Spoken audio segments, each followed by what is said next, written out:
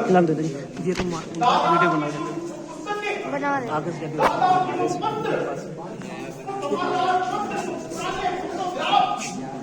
जिनको समझने का, जिनको संभालने का, जिनको बताने का सबसे बेहतरीन काम किया है वो राजकुमार अग्निहोत्री ने किया है।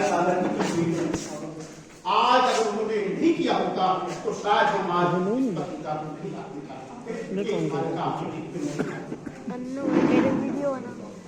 आज परिवार जहाँ मौजूद है, आप उस परिवार का आज आदरणीय एडवोकेट विजय अग्निहोत्री साहब, राजकुमार अग्निहोत्री जी, बहन कुसुम जी, उनके पति ज्ञानेन्द्रनाथ जी, आप सब यहाँ पर बैठे हुए हैं दादा के संबंध में सुनने के लिए। आज वो जानना चाहते हैं, किसी फकीर ने कहा है कि जो खिला दिया वो खुशबू है, जो खा लिया वो बदबू है। और दादा की महक आज तक है। उनके कितने लोग बोलते हैं, कितने कार्य करता है कि हमें भूख लगती थी तो एक ही घर दिखाई पड़ता था, दादा देवी देवी दत्त दादा दिखाई पड़ता। वो नहीं है दुनिया में, लेकिन उन्होंने जो किया है आज उसकी खुशबू हम सुनाई पड़ रही है। आज उसकी खुशबू यहाँ पर दिखाई पड़ रही है। जो बचा दिया वो चला गया, जो बांट दिया वही रह गया, और जो दादा बांट करके गए हैं आज वही रह गया है। हम आज उन पर बात करने के लिए यहाँ पर बैठे हुए। दादा देवी दत्त, मैं तो बहुत ज्यादा इस परिवार के बारे में दादा को देखा भी नहीं।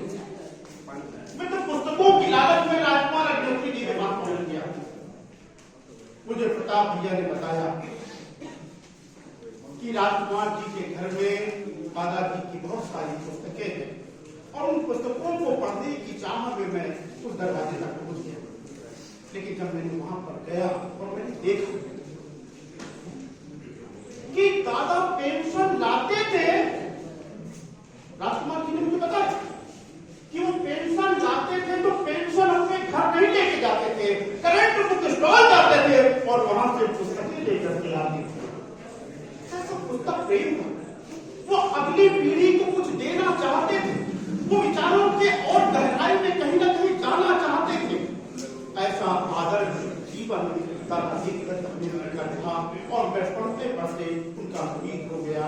आज मुझे भी बड़ी खुशी है और आज मैं इस परिवार के साथ जुड़ करके इस पत्रिका के संपादक मंडल में काम शामिल हो करके मैं भी कहीं ना कहीं दादा के साथ जुड़।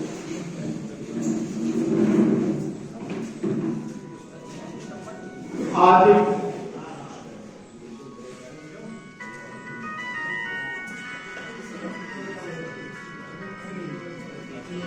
दादा ने जो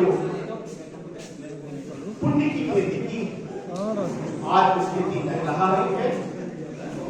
कितने लोग अपने गुणगान करना चाहते हैं, कितने लोग अपने मन की बात कहना चाहते हैं, शायद सबको मौका नहीं मिल पाया। मैं कहता हूँ दादा कीजिए कि पुण्य की खेती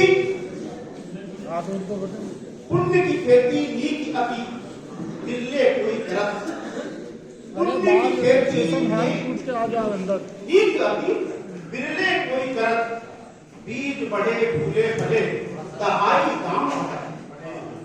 पुण्य की खेती नीक अति बिरले कोई करत, बीज बढ़े फूले फले दहाई दाम बढ़त। दादा देवी दत्त पे इसकी नहीं बढ़त।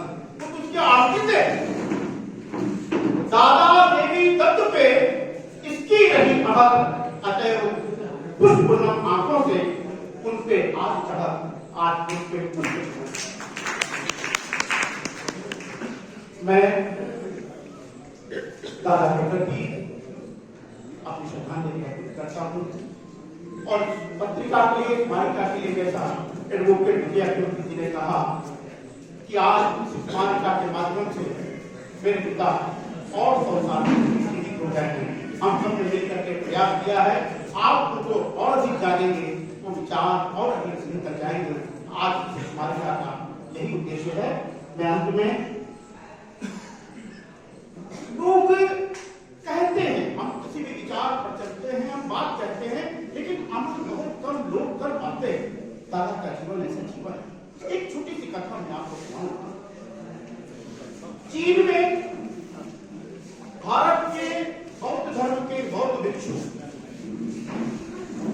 पहुंचे और वहां पर उन्होंने जाकर के अपने धर्म का प्रचार शुरू किया। बादशाह को मालूम पड़ा कि यहाँ पर कोई आया हुआ है किसी नए धर्म पर बात करने के लिए। बादशाह ने उन बौद्ध भिक्षु को बुलाया और उससे पूछा कि तुम कौन से नए धर्म की बात कर रहे हो।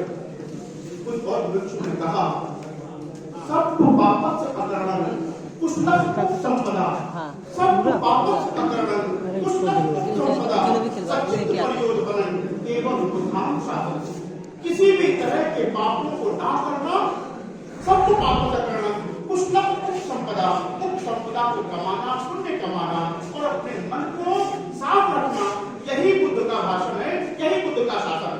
बादशाह ने कहा, अरे आप क्या बात कर रहे हैं? ये तो 8 साल का बच्चा भी बात को जानता है। बौद्ध भिक्षु ने कहा, आपने सही कहा कि 8 साल का बच्चा भी इस बात को जानता है, पर 80 साल का बूढ़ा भी इसका पालन नहीं। लेकिन दादा वो पालन करने वाले लोगों में से जिन्होंने जो कहा, जिस विचार पर चले उस विचार को उन्होंने परिणित करके दिखाया। तो मैं दादा के प्रति अपनी ओर से श्रद्धांजलि करते हुए अपनी उनकी प्रति करता हूँ। आज जब सब उनको श्रद्धांजलि देने आए हैं, मैं उसके पहले जो सबसे महत्वपूर्ण दादा को श्रद्धांजलि अर्पित करते हैं आदरणीय मंच और यहाँ पर मौजूद दादा को जानने वाले, दादा को मानने वाले, दादा को चाहने वाले और दादा के परिवार के लोग, मैं सभी के प्रति अपना आभार करता हूँ। और अंतिम पंक्ति उनके लिए कहता हूँ कि अंत से संत होता है, फिर संत का भी अंत होता है। अंत से संत होता है, फिर संत का भी अंत होता है और संत चले जाते हैं जग से। अंत से संत होता है, फिर संत का भी अंत होता है और संत चले जाते हैं जग से, पर जिंदा उनका पंथ होता है, पर जिंदा उनका पंथ होता है, पर जिंदा